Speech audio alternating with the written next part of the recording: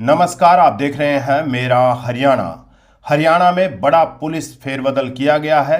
10 दिनों के भीतर ये दूसरा बड़ा प्रशासनिक फेरबदल है।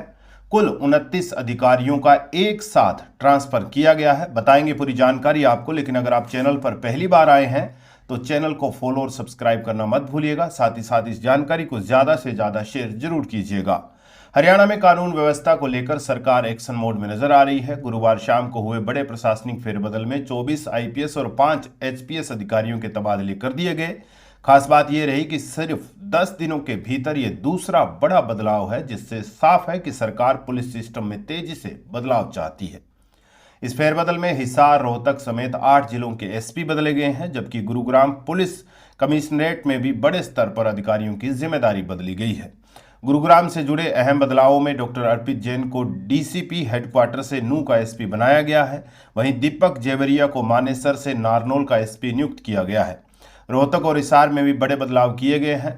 सुरिंदर बोहरिया को रोहतक से हटाकर लॉ एंड ऑर्डर की जिम्मेदारी दी गई, जबकि शशांक कुमार सावन को हिसार से एआईजी एडमिनिस्ट्रेशन भेजा गया। सरकार ने कई नए चेहरों को भी अहम जिम्मेदारी दी है। निकिता खट्टर को फतेहाबाद का एसपी बनाया गया, जबकि जसलीन कौर को डबवाली का एसपी नियुक्त किया गया है। इसके अलावा गौरव राजपुरोहित को गुरुग्राम से रोहतक का एसपी बनाया गया है। वहीं दीप्ति गर्ग को झज्जर में डीसीपी की जिम्मेदारी सौंपी गई है।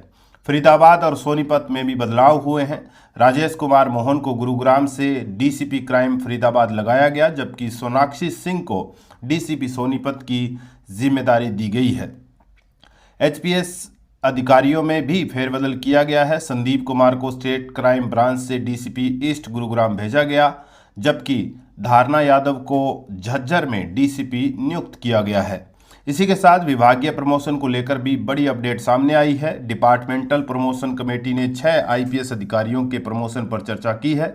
1994 बैच के नवदीप सिंह विर्क और कला रामचंद्र को डीजी रैंक पर प्रमोट करने की तैयारी है। वहीं 2012 बैच के अधिकारियों को डीआईजी पद पर प्रमोशन दिया जा सकता है। इस फाइल पर अंतिम फैसला मुख्यमंत्री नायब सिंह सैनी की मंजूरी के बाद होगा।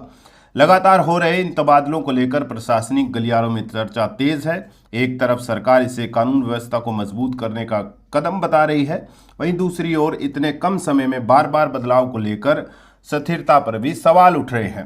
फिलहाल इस बड़े फेरबदल के बाद सभी की नजरें इस बात पर टिकी है कि नए अधिकारी अपने अपने क्षेत्रों में कितना प्रभावी बदलाव ला पाते हैं और क्या कुछ बदल पाते हैं, ये भी एक अहम बड़ा सवाल होगा। इस पर आप क्या सोचते हैं? क्या ये जो लगातार हो रहे तबादलों से कानून व्यवस्था पर जो है कड़ा पहरा जो है और बढ़ेगा, या फिर जो जिले को समझने और परखने में जो वक्त खास करके जिन एसपी का, जिन अधिकारियों को ट्रांसफ़र किया गया है, उन्होंने उस जिले को समझा, परखा और कार्रवाई जो लगातार कर रहे थे उसमें ठहराव आएगा? हमें कमेंट करके ज़रूर बताइएगा। नमस्कार।